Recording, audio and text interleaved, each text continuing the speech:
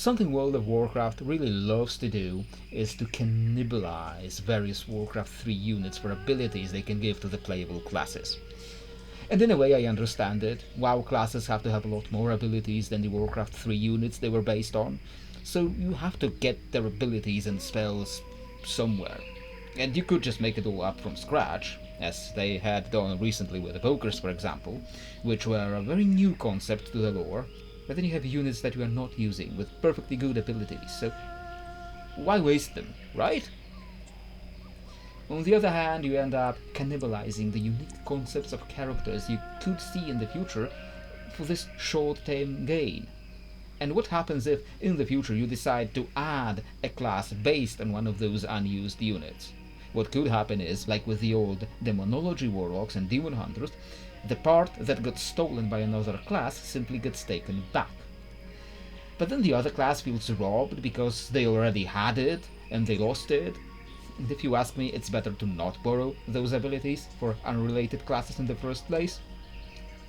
But Blizzard has clearly decided otherwise multiple times. And one of those classes that got robbed in the lore was the Witch Doctor. The first time the Witch Doctor really appears is Warcraft 3, best known under the unit called just the Witch Doctor.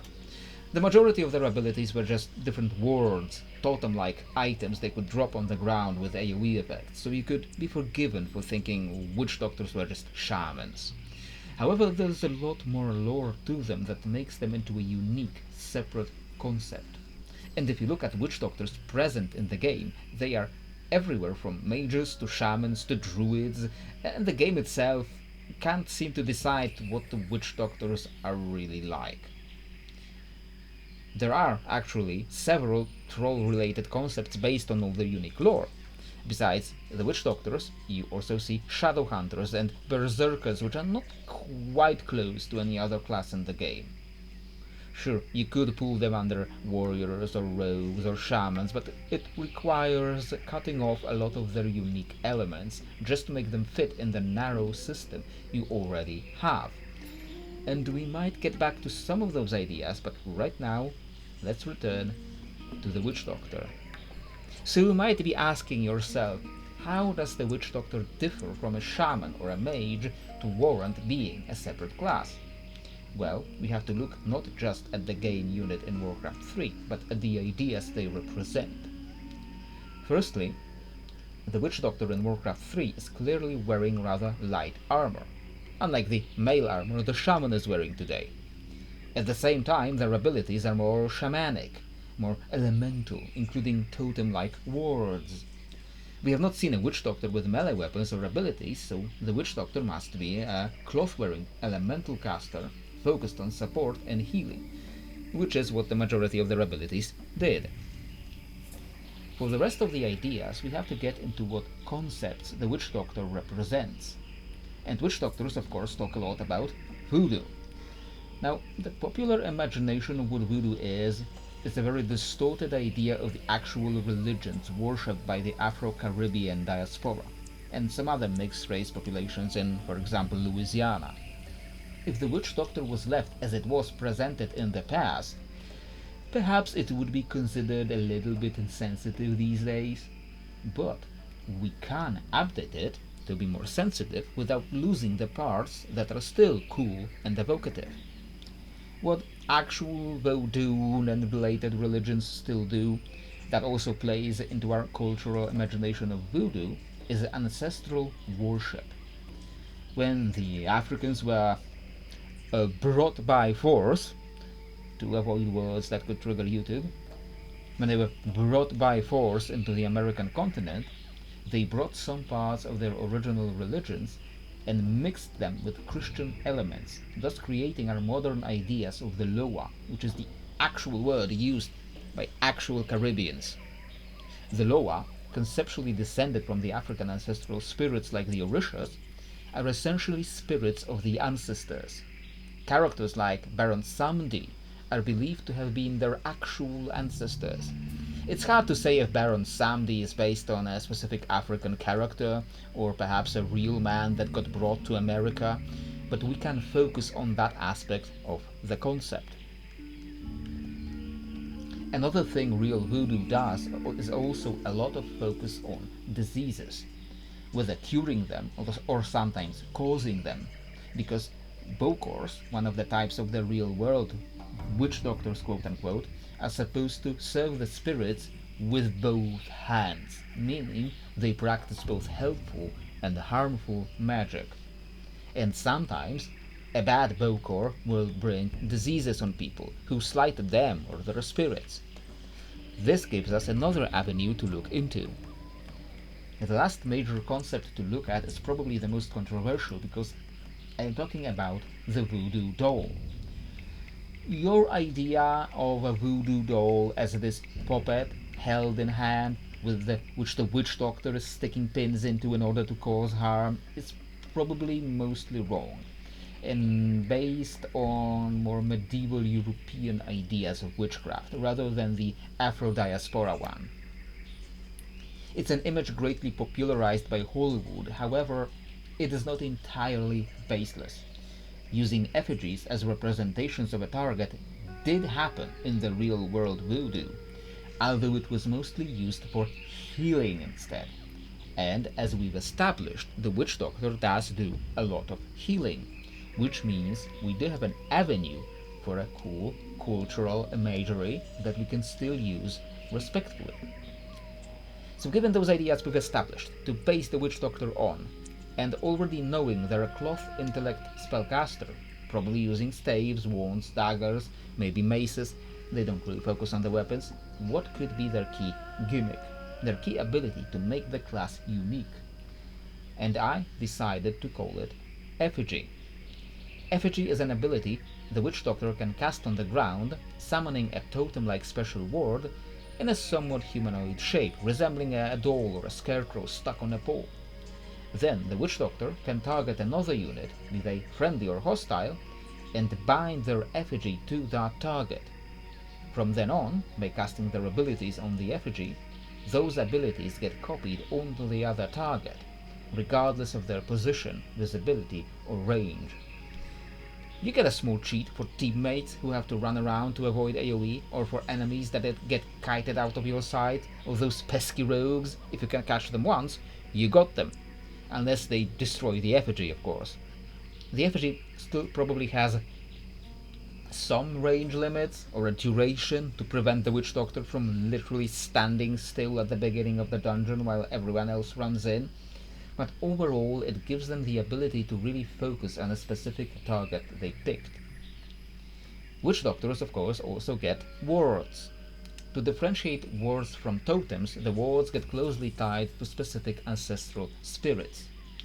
When you place a ward with a specific function, that ward summons a spirit, which hovers over the ward and continues casting a certain type of spells on an area around it. Sentry ward reveals units in an area, like it did in WarCraft 3. A healing ward keeps healing people. A stasis trap ward will stun people approaching it. A serpent ward will keep spitting nature damage on people nearby. A purge ward will dispel various buffs from the enemies nearby. The witch doctor isn't entirely dependent on these, but it does give them a lot more utility and versatility by allowing them to do some things normally other classes do, by perhaps summoning a spirit of a different class.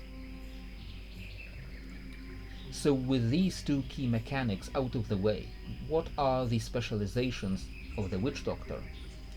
As I've already said, the witch doctor is traditionally a healer. The Hongan spec really focuses on all the good juju, or the more priestly functions of voodoo.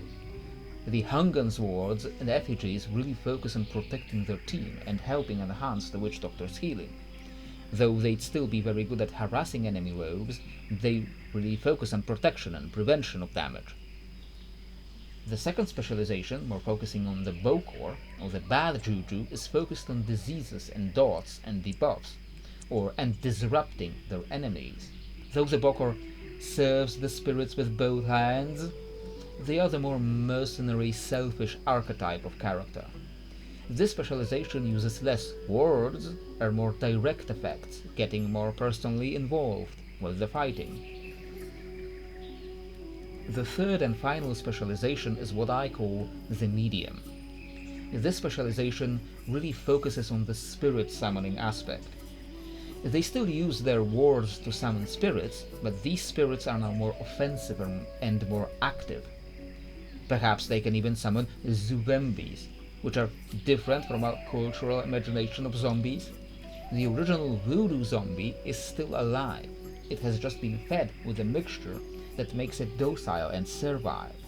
Perhaps the medium can even zombify weakened enemies to use against their former allies. Now, like every class in the modern day, the Witch Doctor also has to have hero talents, derived from their specializations. And some of the hero talents coming out of these are going to be very unique. The first and most obvious hero talent for the Witch Doctor, available to both the mediums and the healers, is the Shadow Hunter. Now, the Shadow Hunter does primarily use bows or thrown weapons, unlike the Witch Doctor, and though I don't think we have seen a hero talent that opens up a completely different weapon type yet, I think it's not outside the realm of possibility. Picking Shadow Hunter would let you pick up a bow and gain abilities that helps with targeting multiple opponents, with splitting and guided arrows and magic that holds them down. It fills some gaps the Witch Doctor was otherwise missing. Now, both the healers and the bad Juju Witch Doctors are all about diseases, be it curing them or causing them.